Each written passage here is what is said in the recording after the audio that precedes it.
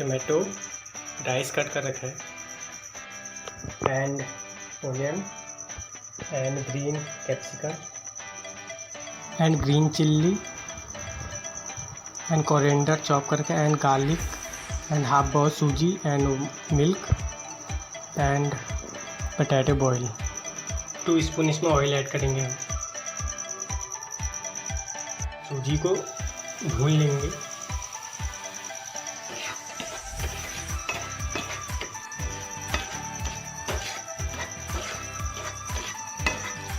And इसको हल्का browning होने देंगे क्योंकि अच्छी तरह कुक हो। एंड मिल्क ऐड करेंगे इसमें।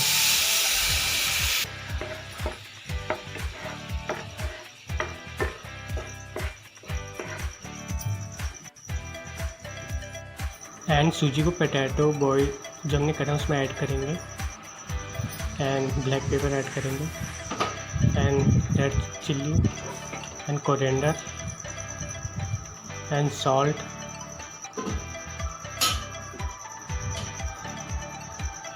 एंड अब हम इसका डो बनाएंगे।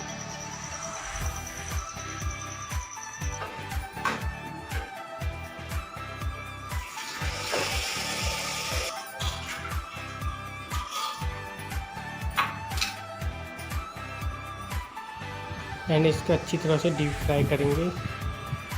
एंड जो हमने ये बना रखे हैं इसको हम पोटैटोज़ बोलते हैं।